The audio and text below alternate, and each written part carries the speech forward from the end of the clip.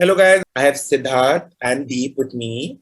We're going to be Hi. discussing beauty. Okay. We're going to be discussing beauty standards. We're going to be discussing boys in beauty. We're going to be discussing internet comments. We're going to be discussing how, this journey has been for you with regards to like brands and acceptance and, acceptance from family and acceptance from, friends and acceptance from your following online, etc., right? Because this panel wouldn't have been possible even 5 years before. Like I wouldn't have imagined it. Absolutely. Right?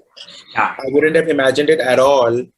But given that most iconic makeup artists have been men, you know, like the legendary, makeup artists, whether it's in India, even like internationally, there have been iconic women, obviously, but a lot of men have worked in the industry, right?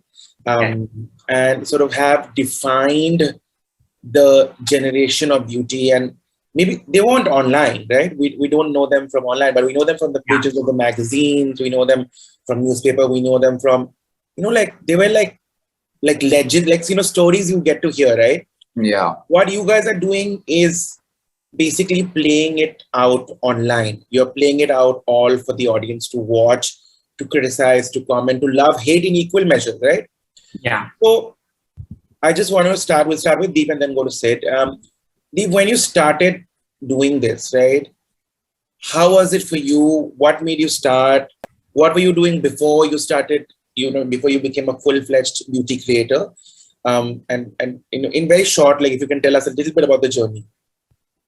I was working with a sustainable fashion brand for a good 7 months until the pandemic hit. Like on the side, I was also doing makeup, but I wasn't like creating content specifically. I was just doing it because I enjoyed it and like people enjoyed me doing makeup. But there was a time in November of 2019 when I had to decide whether I want to continue in fashion or whether I want to get full-fledged into social media, because 2019 end was that period where social media was just started to really grow in terms of creating content. So I had to make that choice whether, if fashion is my calling or if this is my calling. And I switched from being a fashion designer to creating like full-time content in November of 2019, because it just made me really happy and it kept my creative juices flowing. I wasn't working under somebody. It was not someone else's thought process. It was not someone else's creative process. I had the full creative freedom to do whatever I wanted on my face. Nobody was telling me what to do. Nobody was telling me what colors to use. So that is how I switched from fashion to creating beauty content on Instagram. That's very cute, huh? This idea of freedom. I think it's very, very interesting. Sid, for you, you do full-fledged fashion content, right? So I want to know your switch from your having a desk job for a bunch of years and then suddenly just making content, and how was that process for you? I think it was a plunge that I was trying to make for a long time, but I just didn't have the courage to do it, honestly. I think the whole intent when you move from a desk job to, something that is completely your own, like a business, I think the biggest fear that you have is, what if I don't make money 1 month? So I think that was the biggest insecurity that I had. But I think one fine day I just like regained the courage and I said, let me just do it. What's the worst? And I think what is the worst for me was the plunge happened in the lockdown, where literally businesses were shut, things were shutting down, creators were not making money. And I said, I think there is no better time. I'm anyway not doing anything with the company that I was working for before this, because things were running very slow. And I was continuing to create content with the company anyway. I mean, maybe for brands, maybe for the editorial publication, for, the covers or anything like that. I realized, why don't I just start creating videos of my own? I'm just sitting at home, I'm idle.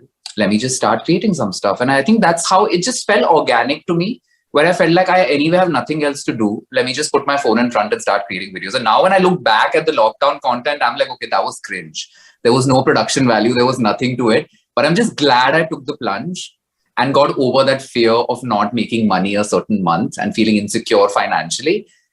And now I'm here. I'm just continuing to do what I'm doing. I'm constantly investing more and more in my business. Beauty per se, I would say it happened through a conversation with a friend from Pune who's actually seen me grow from college. We were talking about makeup and I said, I've used a concealer. I've used my mom's foundation. I've used brushes. I've tried to like fiddle around with her makeup box. And he said, okay, that's amazing, but I have no idea about what these things are. Like, what are you talking? These are words are alien to me.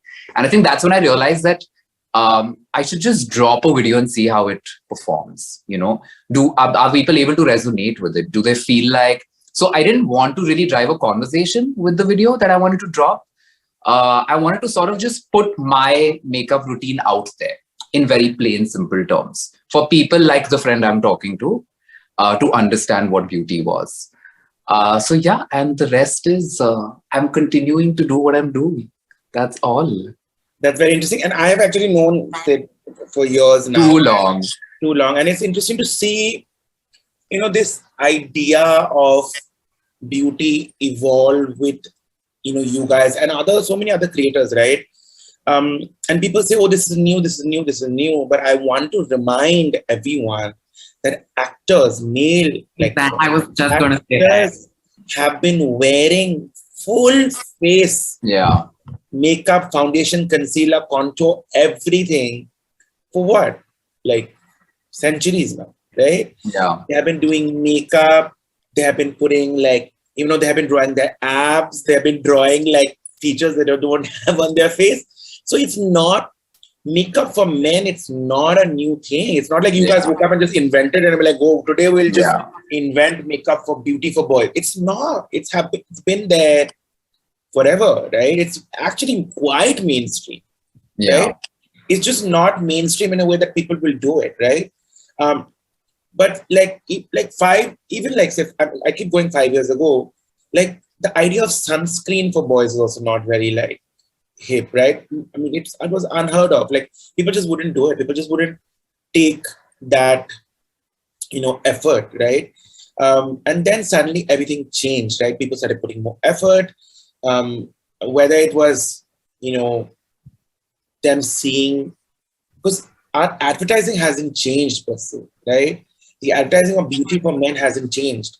So why do you think, by your experience, why do you think, say, you know, whether it's cishet, whether it's cisgender, why do you think boys have started putting more effort towards, you know, skincare and makeup?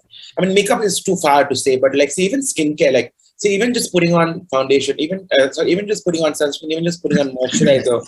Why do you think there has been this conscious shift in this whole skin sort of?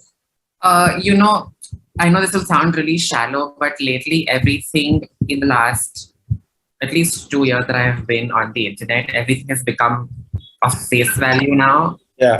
So what you look like has become hold such importance these days.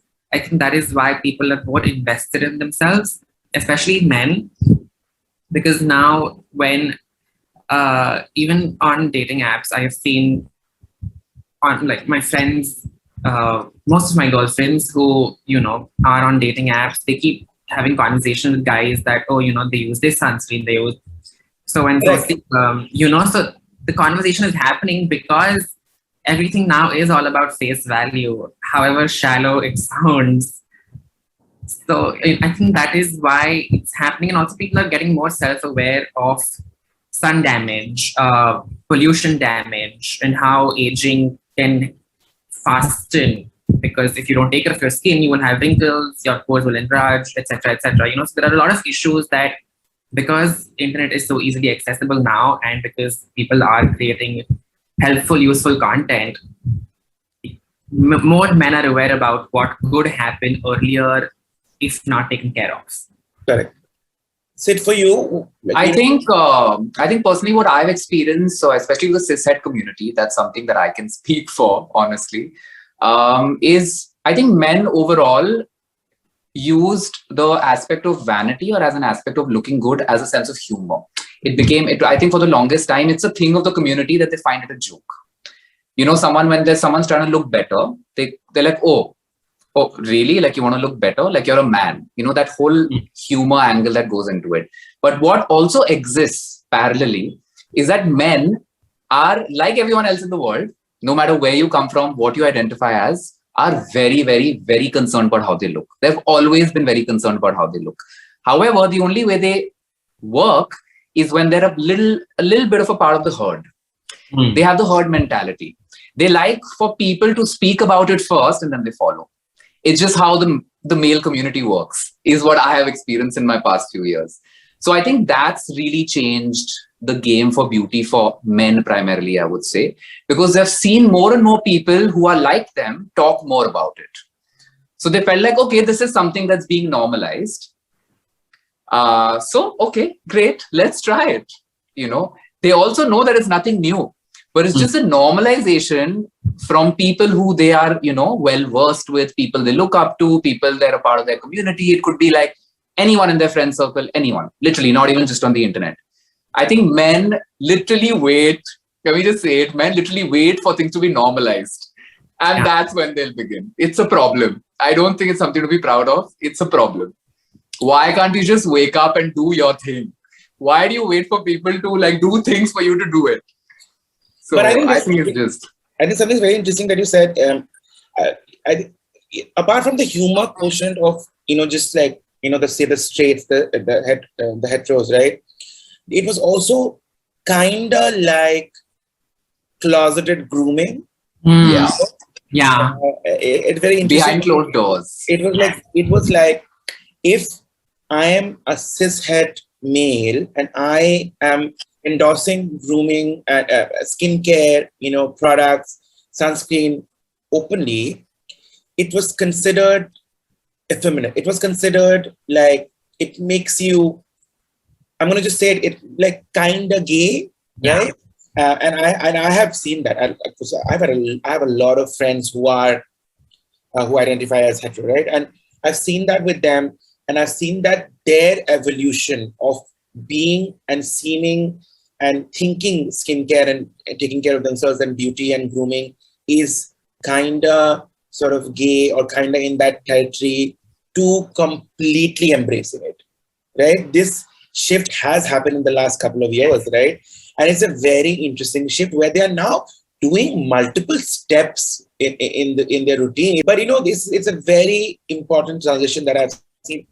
In fact, I met somebody at some event the other day, and they were wearing full face foundation, and I was just like, girl, I was like, you were giving honey, it's like full face foundation.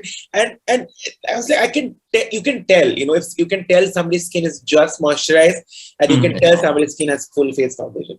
So it's interesting, and it's I would say, like Sid said, it is normalized and it's a good time to live. No, things have to be normalized and things have to be accepted. And this is not even like a big deal. It's like skincare. It's like you taking care of your own skin, right? Now I'll come to makeup. That is the tougher question and the tougher sort of angle to get around. Like, what is the kind of reaction, we'll start with Sid, when you did your first makeup, full-fledged makeup? And I don't want the positive, I want you to give me like what, because we all know, all of us just shove the hate under the carpet, right? What were the negative things that people said? It's tough too, but we try to shove it. Yeah, I mean, we have to do it, right? It's really tough. But what were the negative things people said when you did your first beauty makeup video or makeup things that you sort of... Right. Honestly, it was the usual. There was nothing groundbreaking, I would say. The usual was, oh, you're a man, you're doing makeup, or, people are using gay as a slur. I don't get this at all. People questioning my sexuality, and which is honestly, I am so self-aware of where I've been brought up in a country like India, where people are not educated and informed enough of such things, that it honestly didn't affect me so much, because I'm very, I'll be honest, guys, and I think you guys would really understand it. I've learned so much from people who have had makeup and beauty as part of their existence, as opposed to someone like me who's like to experiment with it. Experimenting with it and being questioned for it on the internet, to me, is not a big deal. For years, I have almost found my problems to be irrelevant, especially when it comes to makeup and beauty. I feel that my problems are not relevant at all. Makeup to me is something that I just use. But for someone whose existence is that he sort of like identifies with a certain product, and like he just wants to wear foundation every day, or he wants to wear concealers every day. For me, it's a part of my content. It's a part of something that I just go out and use. It's a very occasional activity for me. So I honestly would say that I've almost forgotten the hate that people send to me, because I just don't find it relevant anymore to even discuss, to be honest. But it's the usual. We're all aware of the usual hate that comes along. That's interesting. Deep, for you? So more than me, it was directed towards my family, especially my father, because people were questioning my father's masculinity, on where he went wrong in raising me, what my parents did wrong, what will my extended family think of my family, of my parents, and stuff like that. It was more directed towards them, which I didn't agree with, because they should not be questioned over something that does not matter to the audience. Yeah. Right? They're only seeing me. They're not seeing my parents. They don't know what my parents look like, right? So who are you to question my parents' ability to raise a child? They've raised two really great kids who are really independent at a really young age. What are you doing? Sitting behind a keyboard making hateful comments on somebody successful? Like, that's really messed up, So that was primarily the majority of hate that I was getting initially, apart from ye to gay hai, ye chhaka hai, all those slurs that are thrown at queer kids, openly queer kids. So it was just really upsetting to see my parents getting involved into this, because they have nothing, they don't want to be a part of it, right? It's just not fair to them. At all. Yeah. At all. And like Sid said, right? For him, it's more of a professional thing. For someone like me, it's a lifestyle, right? Yeah. I choose to live a life where I want to express myself with the help of makeup. And there are other people also who use makeup as a lifestyle. There are drag queens, there are trans women, so many other gay men. And then you're literally like trying to invalidate someone's existence by showing hate. It just doesn't make sense to me. And this is very interesting, because it's like two aspects, right? Here we have someone like Sid, who has gotten the hate, but who uses makeup and beauty and more at a professional sort of standpoint, right? And then you have Deep, who it is a part of your life, right? It's a part of who you are. And I think both are okay. We have to come very valid. We have to come to a point. Like, I have been part of many of these, like queer baiting, this channel, that, whatever. And, Harry Styles is constantly brought into the mix. David Bowie is constantly brought into the mix. But it's like, how can you stop anyone from expressing themselves with makeup? How can you do it? Isn't that what is the main idea behind makeup? Wasn't that the main idea behind beauty being inclusive, right? And at first I was just say, okay, there is some merit in the whole, people sort of, people sort of who wear it get beaten, queer kids get beaten or bullied, or, like before wearing makeup, etc., etc. And I completely understand that, and I completely agree and accept that. But however, how can you then stop anybody, of any sexuality to express themselves with makeup? Isn't that completely cancelling out the whole idea of the queer, what queers fought for? It's like anybody can express themselves anyhow they want to, right? So I know, Sid, you have been a part of it, and Deep, you have also been a part of it, both conversations, right? What was your POV regarding this, that people should be allowed to express on the internet or anywhere, matter of fact? I actually think that no matter what you have to work with. I mean, it could be beauty, it could be skincare, it could be anything. I don't understand why there's so much of conversation on usage. I mean, for one person, it could be a way to sort of, feel confident on a certain day. It could be, for someone, it could be a way to sort of conceal their emotions. When I go out and I'm having a terrible day, I'm mostly found with blush on almost every day. I do not step out of the house without blush. It's a thing. And I've never actually spoken about it, but I always wear blush. I'm still wearing it. So it's just something I enjoy doing and I like to go out with it. And for someone, it's a way to express themselves. It's a form of art. I actually don't understand that. Why is there conversation on the usage of a product? Yeah. It's about application. Let's talk of application. Let's talk of the basics there. I mean, how to use a concealer or how to use a blush. I think that's more important as opposed to, so you can only use it for, doing something on your face or just something to conceal a pimple or anything. I actually don't understand this concept, so to say. Concept of usage. More than that, it's also like, if you use it, you have to be queer. Yeah. If you wear this, you have to belong to this. Yeah. If you're wearing blush, you have to belong. You are this. You can't be anything else. No way. We will not allow you to be anything else. You're wearing blush. You have to be part of the community. No, you don't. You don't. Yeah. I think the society has become so used to putting people in boxes that anyone who tries to step out of it is a black sheep or outcasted or, just thrown so much hate towards because, oh, how dare you be so independent? Oh, how dare you be so self-aware that you move out of a box that you're placed in?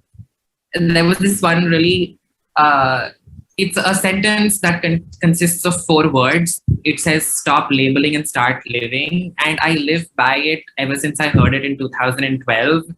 And it made so much difference to my life that my brain will not care of what you have to say about where I stand or where I belong in terms of fitting in a box, because there is no box for me to fit. Where are the boxes? It's such a small box. I cannot contain myself in that small of a box. Yeah. It's as simple as that. It's actually tough for me to figure out the bubble I'm sitting in right now. Forget the boxes and stuff. But it's very interesting. Bianca Del Rio said something in season 6. I still remember. She said, I'm a man in a wig. It's not that deep. He's like the worst thing that can, it's like, this is not prison. It's like, I'm man in a wig. Right? And I love how drag race has also evolved, right? To include trans girls and even internet. Like, I'm seeing trans creators, I'm seeing cishet creators, I'm seeing cis creators, I'm seeing all kinds of creators blossom, right? And I think, as somebody who's worked in incubating talent and as somebody who's worked in this space, there is room for everyone. Yeah. It doesn't mean that if a Sid is existing, Deep cannot exist, right? Is that Sid is eating away Deep's pie of work. It doesn't work like that.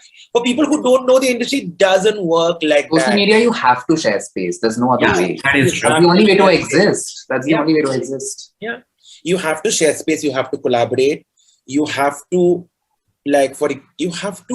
there's enough and more work for just learn to be appreciative of other people. That's all. Absolutely. Just be appreciative of what they're doing, because it is something that you may or may not be able to do at the same time. Yeah. Or reach more people that you are currently unable to reach. Yeah. It's that simple. Yeah. 100%. We have to come to, I don't know if we're going to ever come to a point where everybody's going to be okay with everyone, but I feel there is conscious, people are trying now that, brands are trying, speaking, and I want to speak about brands a little bit right now, where what has been good and bad experience working with beauty brands in India with regards to, boys in beauty, right? Because I know a lot of people want to do it. Some people have done it really well. Some people haven't done it really well. So what has been your experience? We'll start with Deep, because there's a lot to say, and then we'll go to Sid. So I'll talk about the good first. The good is that brands really appreciate your work. Brands really appreciate some brands appreciate your work also. And it's really a wholesome feeling when a brand that is as established as, say, MAC or Too Faced or Bobbi Brown, all these international brands that weren't easily available in India, they're willing to work with you. Even smaller brands, like smaller Indian brands who come from places that you have never even heard of or thought of, or were made to believe that they're not really nice places in terms of LGBTQI plus friendly, So it's great that they're very appreciative and supportive of queer creators, but at the same time, as there is good, there is also a lot of bad. Okay, so essentially for most brands, I'm a trophy, like they use me as a trophy, like a token representation of, yes, we're queer friendly, we support the LGBTQI plus community, etc., etc. These same brands will send out, say, 10 products to these female beauty content creators, whereas I will receive 3 or 4, like the leftovers that everybody else has gotten, but I will get the leftovers. That has happened multiple times. Even now, this happened 2 weeks ago, where a brand reached out to my agency and they somehow missed addresses, and I got a girl's parcel and the girl got my parcel, right? So obviously I opened, she also opened, and then we had to switch. Like I had to send her parcel and she had to send me my parcel. So I saw the number of products she got. She saw the number of products I got. We both took it up to the agency saying, what the fuck is this, So brands are still doing this shady business and expect us to believe that, oh, this is not happening. They're very ethical. They're not biased. They're not homophobic, stuff like that. It's still very unfair. And even if you look at in terms of, say, numbers, right? You look at queer creators and you look at head creators, right? You will see a discrepancy in numbers, and you can correct me if I'm wrong, but it is true. It is there. So it's a very unfair space, but at the same time, brands are really supportive. I will not say brands not supportive. They will help you out with whatever you want. They will be kind and understanding. They will listen to you. They will make sure that you are heard in a conversation. There have been brands, and these are not really big brands who let you do that. And I've realized that. So it's a double-edged sword. And don't even get me started when it comes to Pride Month. That is a different conversation. That we will not talk about. Yes. That we will not address. Yes. Thank you. Sid, for you, I think with brands, I actually have a lot of stuff to say. I think for me, when it comes to working with brands, considering I'm a very privileged human when it comes to beauty content on the internet, I definitely मैं ना नियत check करता हूँ brand की. मुझे बस नियत देखनी है. You come to me with a pitch saying, oh, you're the cishet representation. Then we also have a queer person. Then we also have someone with a skin, issue. Then we also have someone who's dark skinned. Then we also have someone who's fair skinned. Then we also have someone who's an expert. If your pitch to me to bring me on board for this campaign is this, that I'm representing a certain category. If that's your pitch to me, तुम्हारी दाल में काला है कुछ. It is what it is. So I think the approach that a lot of brands are taking, I love the intent. I absolutely applaud them for the intent because I think it's taken them too many years to get here. But I think the pitch is so wrong because niyat दिख रही है कि है ही नहीं. वो actually because marketing trend है तो चलो कर लो. That's why they do it. Yeah. But I think great. I think at least there's some kind of change that we're seeing in how they approach campaigns. But I could give you an example of 2 grooming brands that I had worked with. Of course, I wouldn't take names. Jaan bachani hai, paise bachane hai. But both were grooming brands. I'm just talking of the approach the brands are taking. Number one, the first brand, I was wearing nail paint in the video. I was not given any guidelines on what the beauty look has to be or anything. It was basically a product which was not beauty, it was grooming. So it had nothing to do with how I'm looking, what my nails have or anything like that. The video was delivered to them. There were no guidelines on nails, beauty, face, nothing. It was just the product guidelines. And they come back and say that unfortunately, this does not align with our brand positioning. We would not want to see a man with nail paint holding a product. I said, okay, I understand. That's a very professional way to say it. I wish this was spoken to me earlier. I wish this was also not the case. But sure, but you would have to compensate me for my efforts. And they did. This was an international brand that also exists widely in India. Now, the second brand per se had the same issue with me. It was not a beauty brand, it was a grooming brand. And I was again wearing nail paint. And they just scrapped the entire video, saying that it was not sophisticated. I got on a call with the brand to understand where is the unsophistication and sophistication involved in this video. I want to grow, Why don't you help me grow? They said, actually, there are things that are not quintessentially seen on men and are, it's just not something that we're okay with. I said, is it something for your brand or is it something that you just personally don't like seeing on men? They said, it's just not something sophisticated for men. I said, number one, you got to pay me for a video, bro. But number two, this is not cool. So these are just two approaches from the same industry with two rival brands who dealt with the situation very differently. And I personally realized that through these two instances, I think there's a very big change that is required in the marketeers of these brands. We guys as creators can keep continuing to, talk of conversations that would help, go on about it. If these marketers don't understand it, they come with very old school thinking. So the one who called it unsophisticated was probably 50 plus.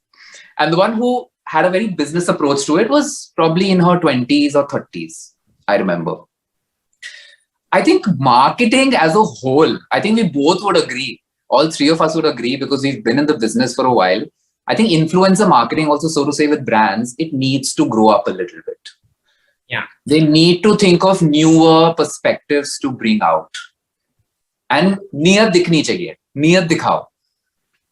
I will also tell you an incident that happened with me in the very early stages of my content creation journey. This brand reached out to me and a bunch of other smaller creators, and they sent out products. The same thing happened. I did not get a lot of products. They got a lot of products.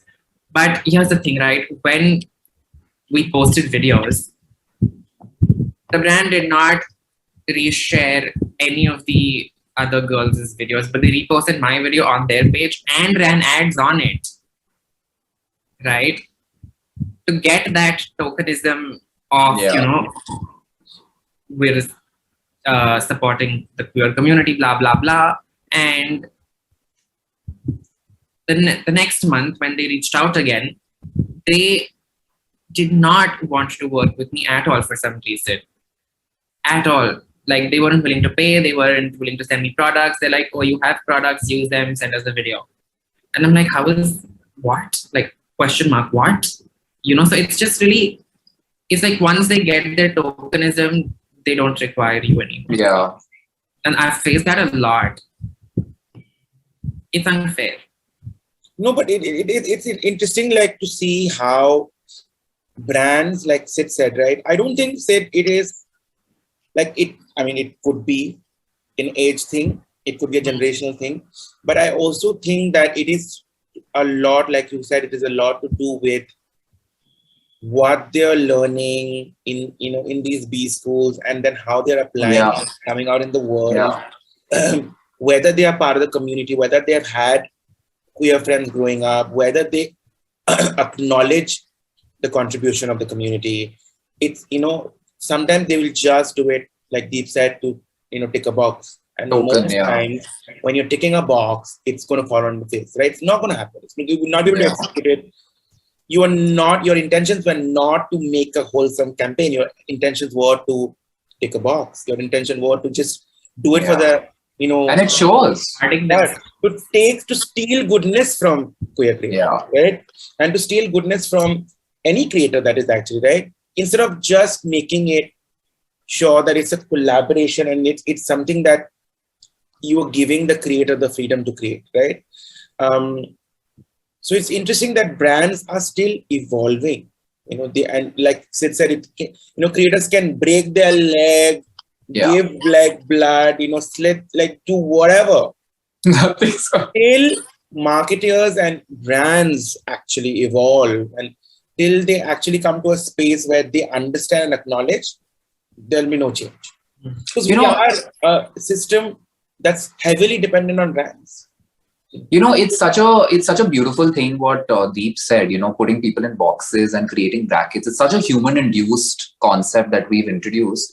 Like growing up, you know, let me not disagree. Of course, I've been brought up in a place where makeup was not, my parents, of course, were supportive of the fact that I was using makeup, but it wasn't relevant at that point for me to use it. You know, I wasn't told that growing up, you know, I should be able to use it. Let's just twist the situation and say that I'm going to a Mac, so to say, and it's just an inclusive brand. I've been brought up in a place where the brands have decided that they're going to be inclusive and there's no boys section, there's no men's section, there's no section. There are no boxes and brackets. My life would have been so much different. All of us. So much different, honestly. It's such a beautiful thought. Like, it's such a human-induced concept of brackets and boxes. But it doesn't need to exist. It's such a marketing technique, actually. Yeah. It's a marketing technique. Yeah, it 100% will continue to exist. Because people love to fit people. And also, as I think human nature, we love to be fitted in boxes. We are also happy being in a box and be like, oh, you know, it doesn't threaten anyone. You know, it doesn't hurt anyone. Let us just be in our box and just be happy. So it's double-edged sword, right? You know, to be in a box and whatever. Okay, so I'm just going to end it with a couple of thoughts. If you were to talk about your journey and if you were to talk about what you see yourself doing next in terms of beauty, right? What would it be for Sid and what would it be for Deep? I definitely want to work with Deep in the future. I'm dying for you, Deep, to do something on me. So the next time I'm in Bombay, you have to your beautiful eyes that you do. I would love for you to do them on me. Besides that, I'm wanting to experiment a lot more with color. Now summer's here. I definitely want to experiment with a lot more with that. I also want to bring the fox eyes in my existence. I want to start wearing them out when I go out. I'm starting to really enjoy fox eyes. So yeah, but in terms of content, I definitely want to break it down more and more for people. I have stopped posting beauty content. It's been a while. The reason's personal.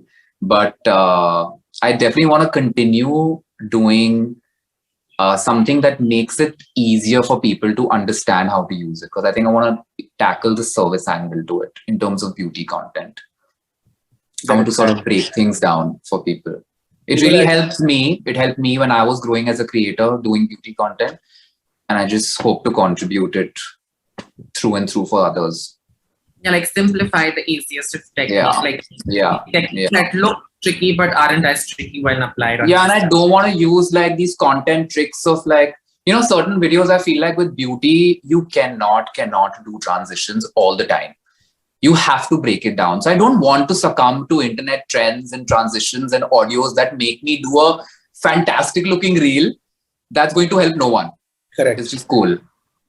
I want to invest more time in service. Funny that you said that because I was having this conversation on a different interview where they asked me why do I not create these transition reels, or when it's a tutorial, why do I not make it on reels? Because personally, I don't feel anybody's going to learn a beauty tutorial in 30 seconds. Yeah.